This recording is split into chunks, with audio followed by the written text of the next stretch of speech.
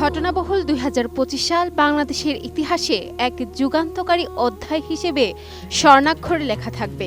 বছর জুড়ে রাজনীতির উত্তাল সমুদ্র পাড়ি দিয়ে বছরের শেষ ভাগে জাতি প্রত্যক্ষ করেছে আনন্দ আর বেদনার এক অদ্ভুত সংমিশ্রণ।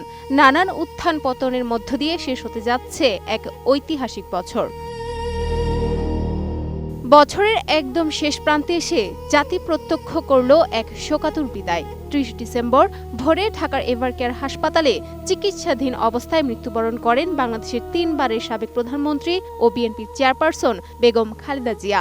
কিডনি, হৃদরোগ সহ নানা রোগে আক্রান্ত হয়ে ৮০ বছর বয়সে এই মহীয়সী নেত্রীর প্রস্থান উপলক্ষে অন্তর্বর্তী সরকার ৩ দিনের রাষ্ট্রীয় শোক ও একদিনের সাধারণ ছুটি ঘোষণা করে। তার প্রয়াণে দেশের রাজনৈতিক অঙ্গনে এক বিশাল শূন্যতার সৃষ্টি হয়। খালেদা জিয়ার মৃত্যুর আগে পুরো বছরটি ছিল রাজনৈতিক ও বিচারিক ঘটনাবলিতে উত্তাল। ১৭ নভেম্বর আন্তর্জাতিক অপরাধ ট্রাইব্যুনাল এক ঐতিহাসিক রায়ে সাবেক প্রধানমন্ত্রী শেখ হাসিনা ও সাবেক স্বরাষ্ট্রমন্ত্রী আসাদুজ্জামান খান কামালের অনুপস্থিতিতে তাদের মৃত্যুদণ্ডের রায় প্রদান করে।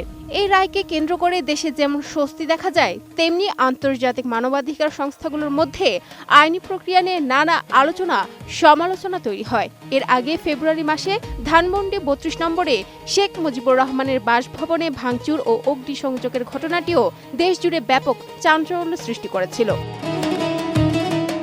নতুন বাংলাদেশ গড়তে এলো জুলফিকার স্টিল। জুলফিকার স্টিল, ইস্পাত দৃঢ় অঙ্গীকার। ২০২৫ সালে রাজনীতিতে নতুন শক্তির উত্থান ঘটে। কোটা সংস্কার আন্দোলনের শিক্ষার্থীদের নিয়ে ঘটা করে আত্মপ্রকাশ করে নতুন রাজনৈতিক দল জাতীয় নাগরিক পার্টি এনসিপি, যার আহ্বায়ক হিসেবে দায়িত্ব নিতে নাহিদ ইসলাম উপদেষ্টার পদ থেকে পদত্যাগ করেন।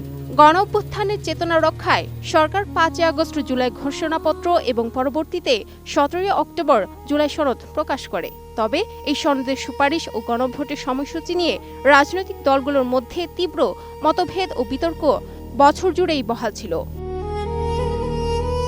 বছরের অন্যান্য মর্মান্তিক ঘটনার মধ্যে একটি ছিল ২১ জুলাই উত্তরায় মাইলস্টোন স্কুল অ্যান্ড কলেজ প্রাঙ্গণে প্রশিক্ষণ বিমান বিধ্বস্ত হওয়ার ঘটনা।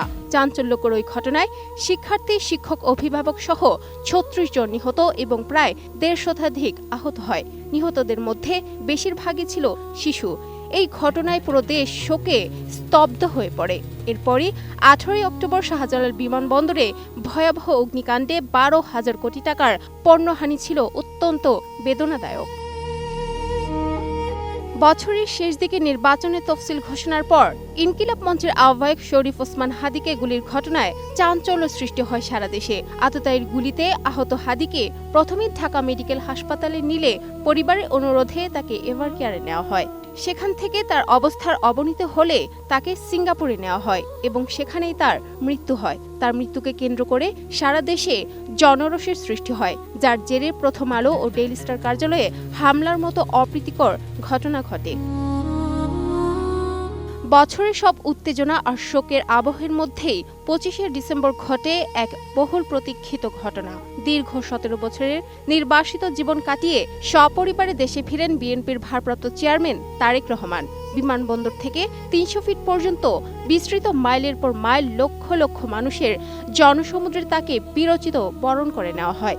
দেশের মাটিতে তারেক রহমানের ফিরে আসা ছিল নানান উত্থান পতনের মধ্যে এক স্বস্তির ও আনন্দের দিন। Sadia Siddika, ATN news.